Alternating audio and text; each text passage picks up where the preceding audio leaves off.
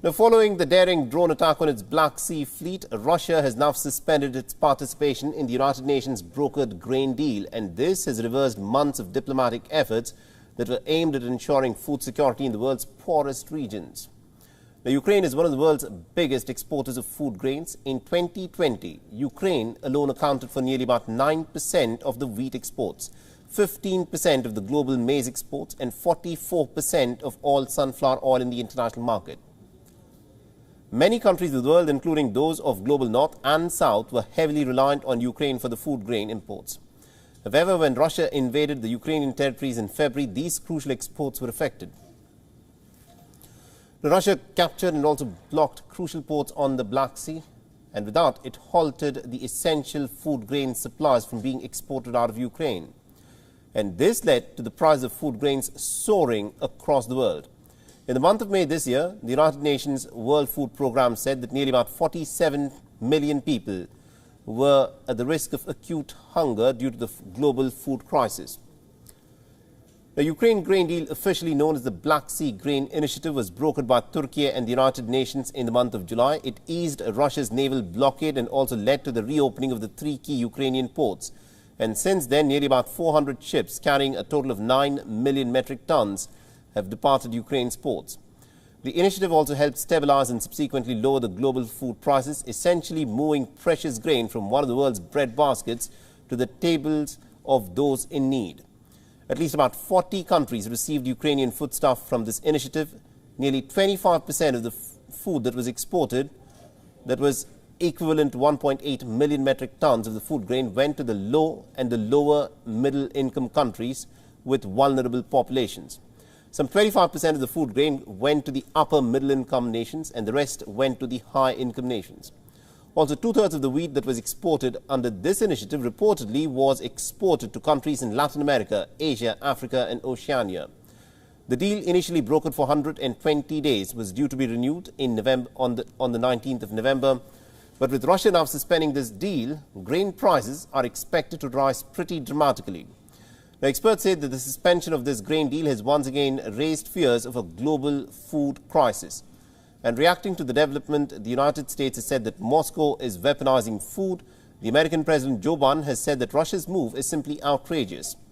The United Nations, for its part, has also urged all parties to ensure the continuation of the grain deal, calling it a critical humanitarian effort. Meanwhile, President Volodymyr Zelensky has asked for a strong international response to Russia's move, particularly from the leaders of G20, which is gathering in a couple of weeks in Indonesia.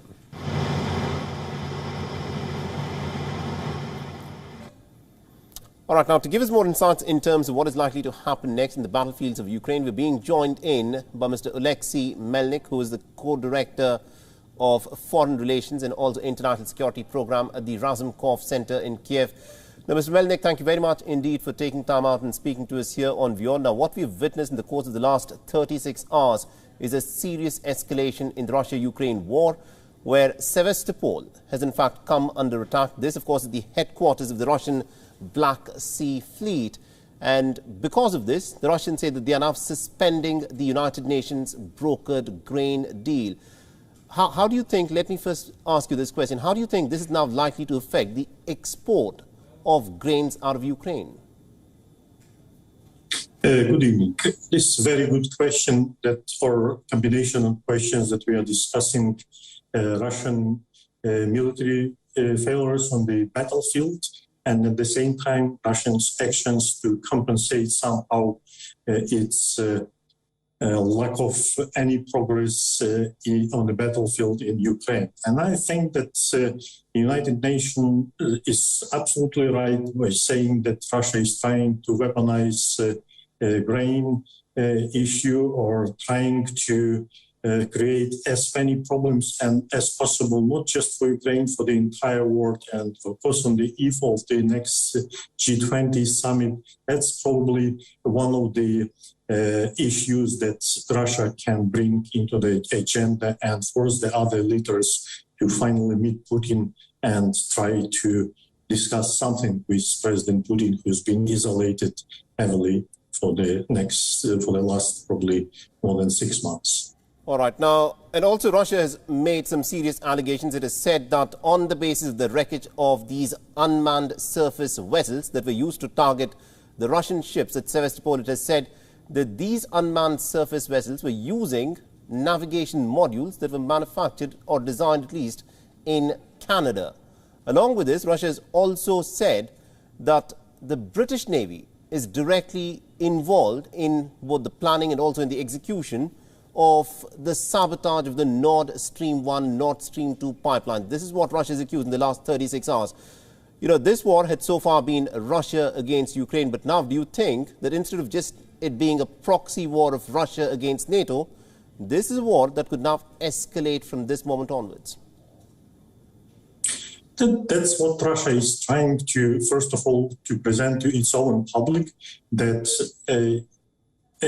lack of success in Ukraine is not because of the strengths of the Ukrainian army or the skills of the Ukrainian force commander, but this is just because Russia is fighting against the whole West, against NATO, and I don't see anything surprising that current sophisticated weapons have components made in different countries. Even if you look at the Russian equipment, they have components made in the West. So that's just an attempt to explain why Russian forces are performing so badly.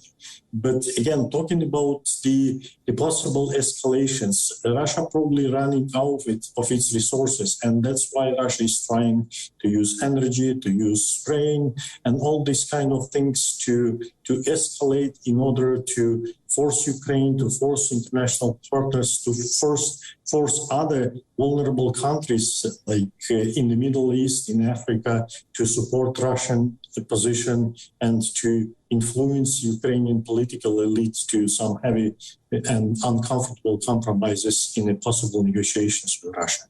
All right, very interesting. Now, lastly, before we let you go, Mr. Melnik, now some people are saying that this attack that was staged on Sevastopol is more a decoy for a counteroffensive that Ukraine wants to carry out to try and capture Kherson. Is that how you see this? Yeah, definitely.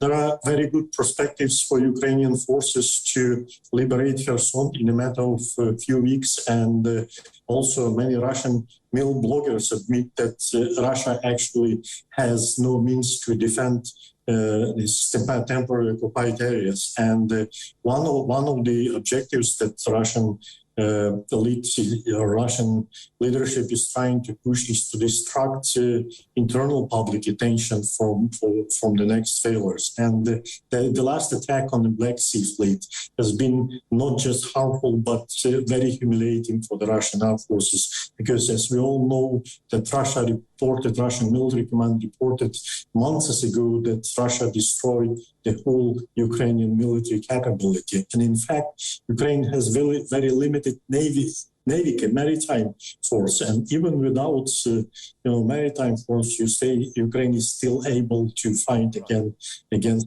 the so-called the second best army in the world. All right, we'll have to leave there. Thank you very much indeed, Mr. Alexei Melnik, for joining us and getting us all those insights there. WION is now available in your country. Download the app now and get all the news on the move.